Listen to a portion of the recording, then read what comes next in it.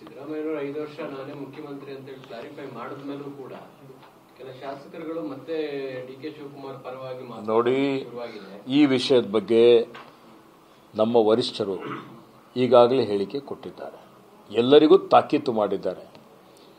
ಇವೆಲ್ಲ ಅಪ್ರಸ್ತುತ.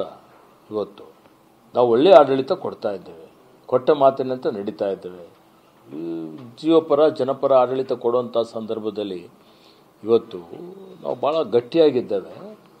ಅದರಲ್ಲಿ ಇದು ಪ್ರಸ್ತಾಪನೆ ಬರುವಂಥದ್ದು ಅವಶ್ಯಕತೆ ಇಲ್ಲ ಅಲ್ವಾ. ಹೈಕಮಾಂಡ್ ಹೇಳಿದ್ದಾರೆ ವರಿಷ್ಠರು, ಯಾರೂ ತುಟಿ ಪಿಟಕ್ ಅನ್ನಬಾರ್ದು, ಈ ವಿಷಯದ ಬಗ್ಗೆ ಯಾರೂ ಮಾತನಾಡಬಾರ್ದು ಅಂತ ಹೇಳಿ. ಮತ್ತೆ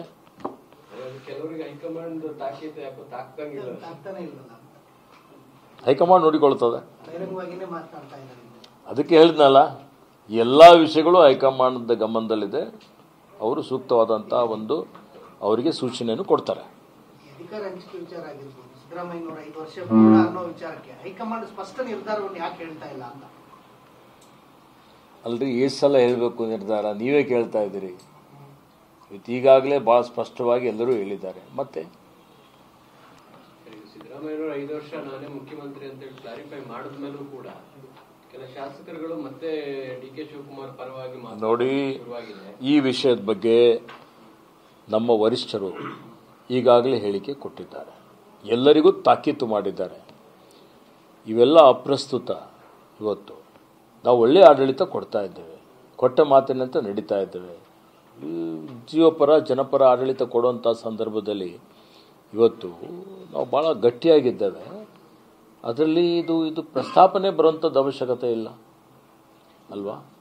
ಹೈಕಮಾಂಡ್ ಹೇಳಿದ್ದಾರೆ ವರಿಷ್ಠರು, ಯಾರೂ ತುಟಿ ಪಿಟಕ್ ಅನ್ನಬಾರ್ದು, ಈ ವಿಷಯದ ಬಗ್ಗೆ ಯಾರೂ ಮಾತನಾಡಬಾರ್ದು ಅಂತ ಹೇಳಿ. ಮತ್ತೆ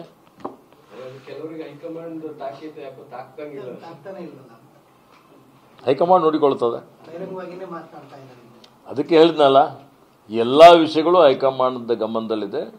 ಅವರು ಸೂಕ್ತವಾದಂಥ ಒಂದು ಅವರಿಗೆ ಸೂಚನೆಯನ್ನು ಕೊಡ್ತಾರೆ. ಅಧಿಕಾರ ಹಂಚಿಕೆ ವಿಚಾರ ಆಗಿರ್ಬೋದು, ಸಿದ್ದರಾಮಯ್ಯನವರ 5 ವರ್ಷ ಅನ್ನೋ ವಿಚಾರಕ್ಕೆ ಹೈಕಮಾಂಡ್ ಸ್ಪಷ್ಟ ನಿರ್ಧಾರವನ್ನು ಯಾಕೆ ಹೇಳ್ತಾ ಇಲ್ಲ ಅಂತ. ಅಲ್ರಿ, ಎಷ್ಟು ಸಲ ಹೇಳಬೇಕು ನಿರ್ಧಾರ? ನೀವೇ ಕೇಳ್ತಾ ಇದ್ದೀರಿ. ಈಗಾಗಲೇ ಭಾಳ ಸ್ಪಷ್ಟವಾಗಿ ಎಲ್ಲರೂ ಹೇಳಿದ್ದಾರೆ. ಮತ್ತೆ